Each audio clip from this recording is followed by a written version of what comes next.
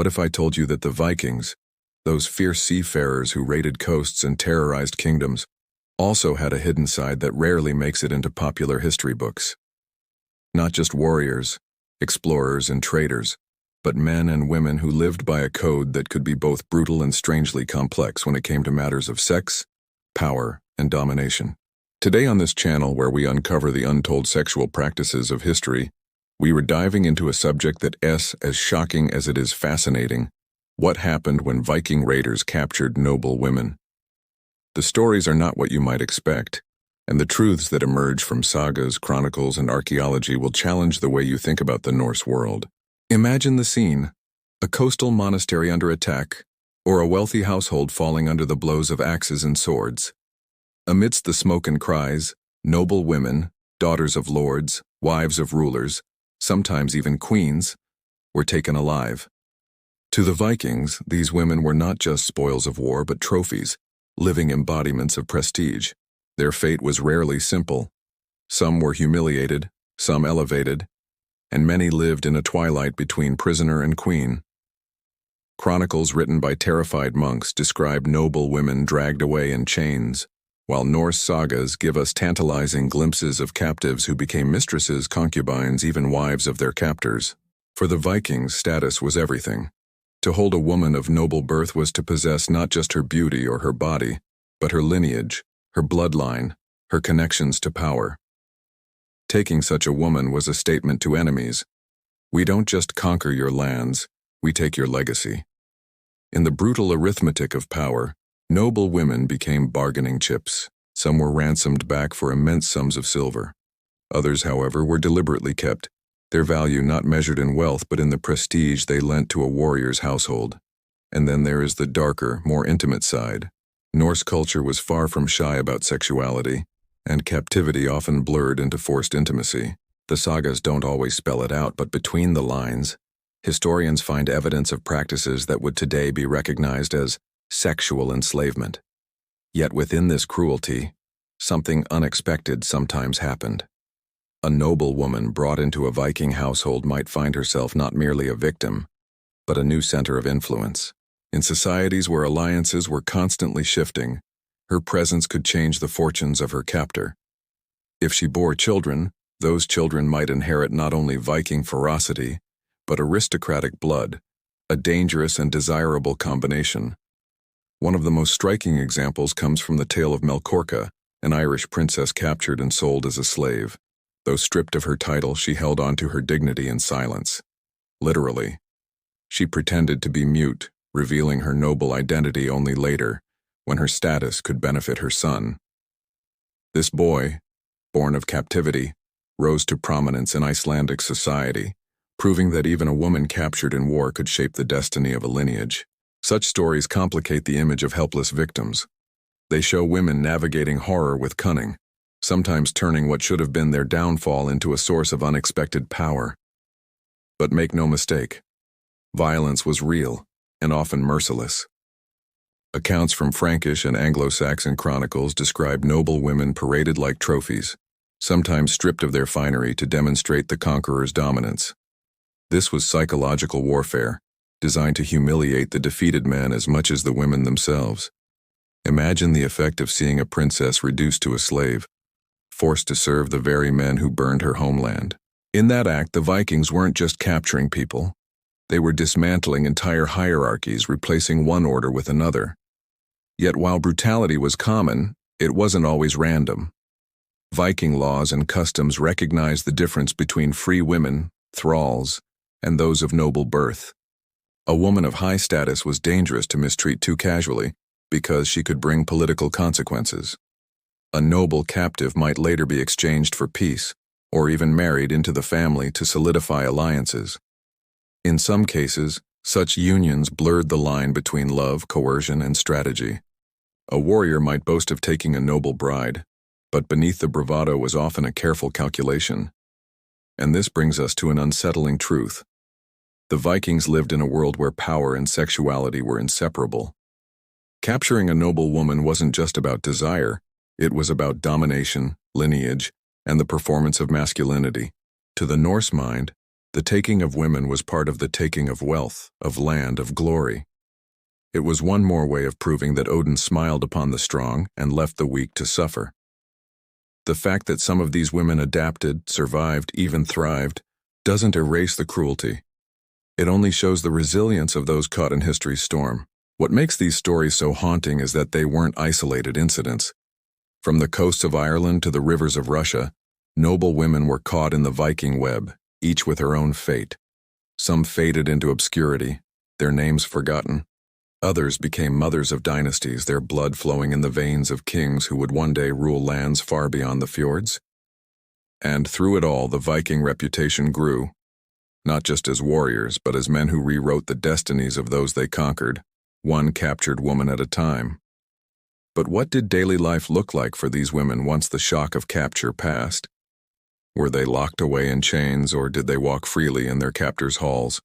And what role did they play in the intricate fabric of Norse households? That's where the story turns next, into the surprisingly layered world of Viking domestic life, where noble captives could be both exploited and strangely empowered. Once inside the longhouse, the fate of a captured noblewoman became more complicated than the moment of her abduction might suggest.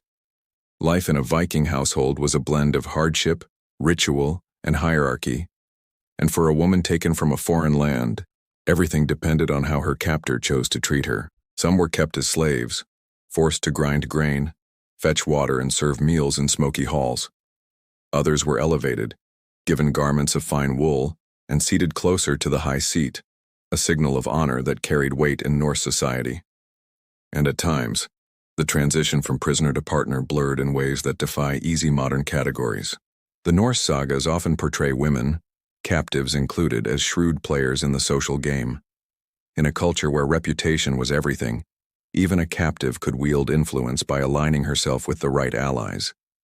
Women managed households, controlled stores of food, and oversaw the work of thralls. If a captured noblewoman proved skilled in these areas, she could carve out a position of respect, albeit one rooted in the trauma of her capture. Men valued cunning in women as much as beauty, and sagas frequently show female characters advising husbands and lovers in matters of war and politics. To underestimate such a woman was dangerous. One of the most shocking aspects of Viking society is how openly sexual relations with captives were treated. Unlike in later medieval Christian contexts, where sexual sin was cloaked in shame, Norse culture saw the taking of concubines as almost expected of powerful men. A captured noblewoman might be paraded as a mark of prestige, her foreignness itself an exotic allure. But this didn't mean she was powerless. If she bore a son, especially one acknowledged by his father, her place in the household could transform overnight. Suddenly, the mother of an heir was no longer a mere captive. She was essential to the continuity of the lineage. This dynamic created a paradox. For noble women, survival often meant embracing a role they hadn't chosen.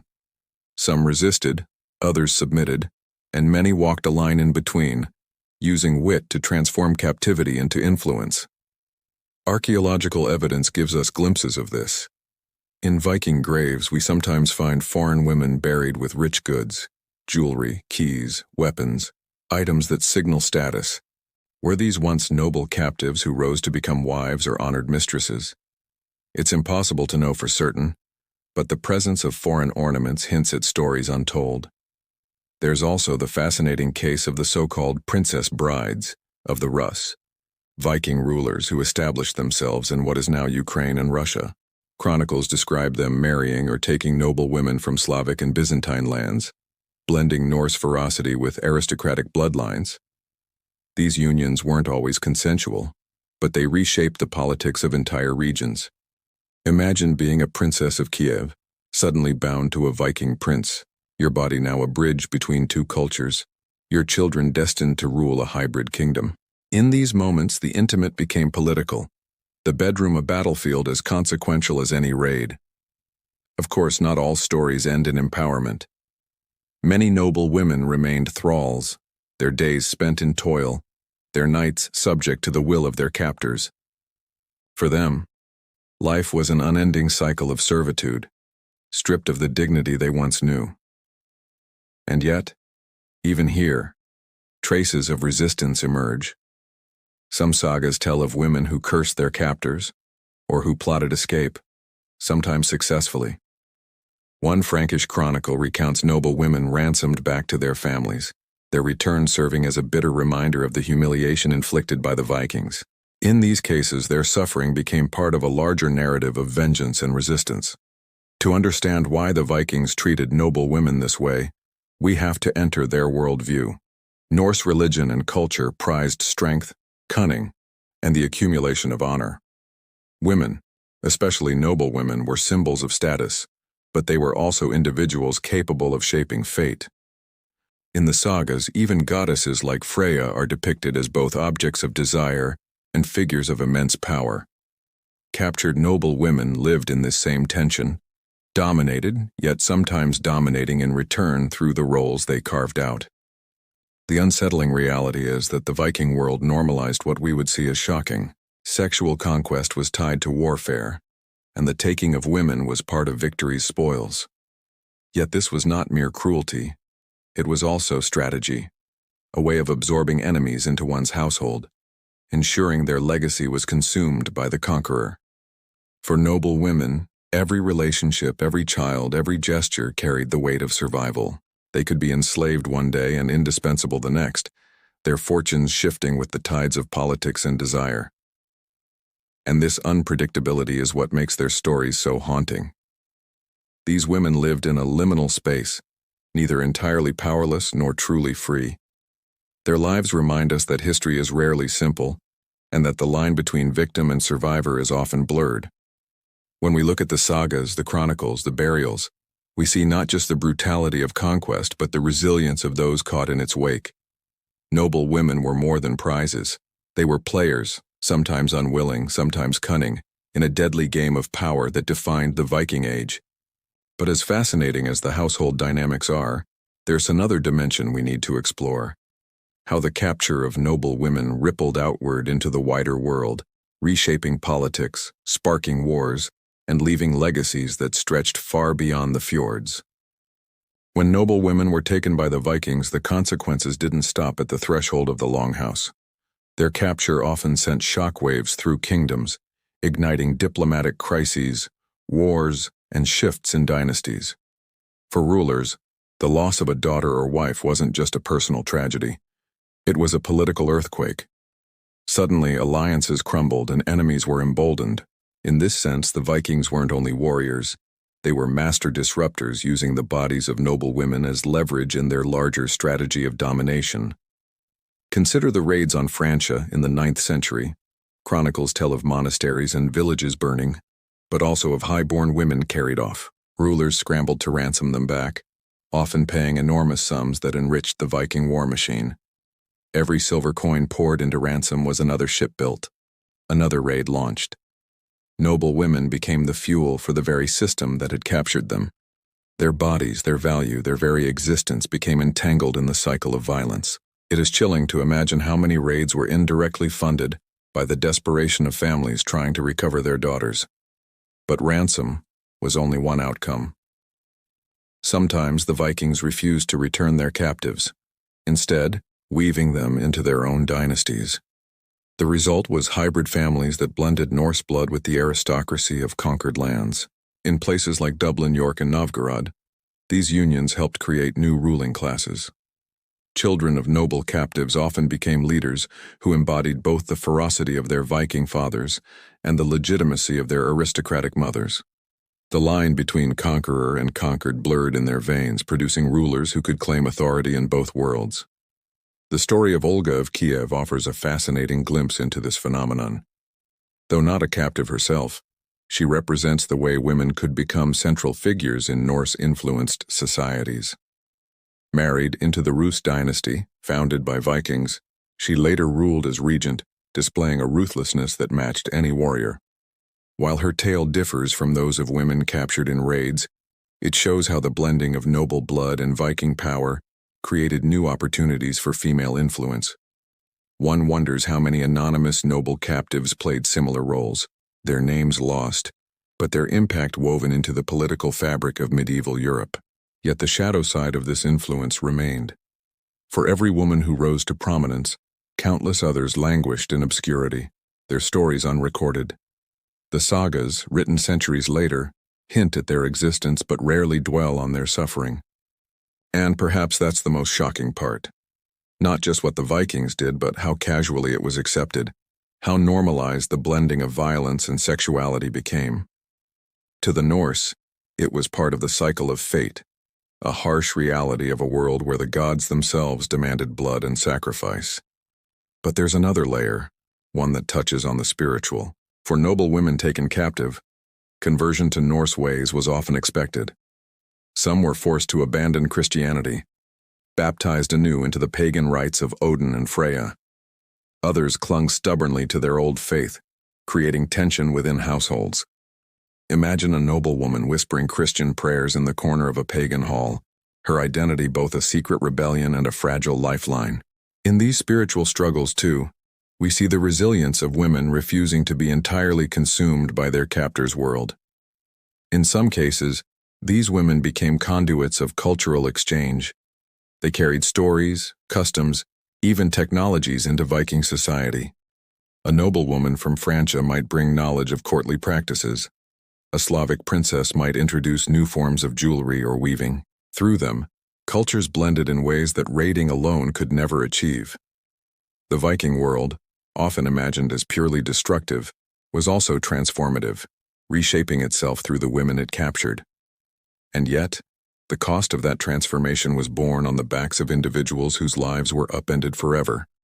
As the Viking Age drew to a close, the echoes of these captures remained. Dynasties across Europe could trace their bloodlines back to women taken in raids. Legends persisted, whispering of princesses turned concubines, of captives who became queens. Their stories remind us that history is not just battles and kings. It is also the intimate, often brutal encounters that shape the very fabric of societies. And so, when we ask what the Vikings did to capture noble women, the answer is layered. They enslaved them, yes, but also elevated them. They humiliated them, but also wove them into dynasties. They treated them as trophies, yet sometimes listened to their counsel. The shocking truth is that their fates were as unpredictable as the sea voyages of the Norse themselves. Some women were crushed, others endured, and a few reshaped history in ways their captors could never have foreseen. As we close this journey, reflect on what you've heard. The Vikings were not just raiders, they were transformers of destiny, and noble women were at the heart of that transformation. Their stories are messy, brutal, and sometimes inspiring, a testament to both human cruelty and human resilience. Which part of this history surprised you the most? Was it the way captives could rise to power, the normalization of sexual conquest, or the political shockwaves that rippled from a single capture? Share your thoughts in the comments below. And if you want to keep exploring the hidden sexual histories of the past, from emperors to shamans to warriors of every age, make sure you subscribe.